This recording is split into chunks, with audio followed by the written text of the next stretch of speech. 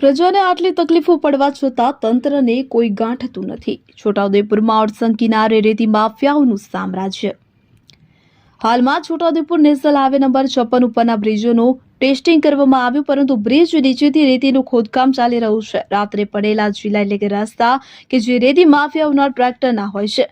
વિકાસના કાર્યક્રમોમાંથી ટાઈમ કાઢી નેતાઓ અને અધિકારીઓ રેતી કૌભાંડ પર પણ ધ્યાન આપે જરૂરી છે। છોટાઉદેપુર જિલ્લામાં સફેદ રેતીનો કાળો કારોબાર ફૂલ બહારમાં ચાલી રહ્યો છે। ઠેર ઠેર જગ્યાએ રેતી ઉલેચાતી જોવા મળી રહી છે। રાત્રિના સમયે જ્યારે તંત્ર નિંદ્રાધીન હોય તે સમયે માફિયાઓ જાગૃત અવસ્થામાં જોવા મળી રહ્યા છે। અડસંગ તથા અન્ય નદીઓમાં રાત્રિના સમયે ટ્રેક્ટરોના અવાજ અને ઉલેચાતી રેતીની પ્રક્રિયાને શંકાની નજરે પ્રજા જોઈ રહી છે કે ક્યાંક વાડે તો ચીબડા ગળવાનું શરૂ નથી કર્યું ને।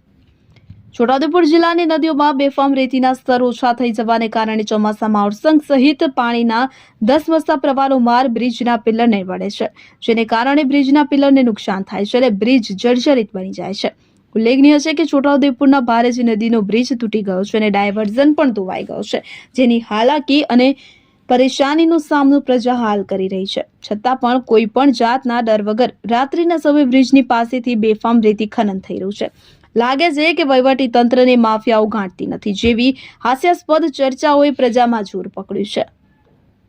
ઉલ્લેખનીય છે કે 2 દિવસ અગાઉ છોટાઉદેપુરના સિહોદ ગામે રેતી માફિયાઓથી છોટાઉદેપુરના સિહોદ ગામે કે જ્યાં ત્રાસીને પ્રજાએ નદીમાં રસ્તા ખોદાવી કાઢ્યા હતા, જ્યારે લોઢણ ગામ પાસે પ્રજાને એક કર્મચારી સાથે તૂતુ મેમે પણ થઈ હતી।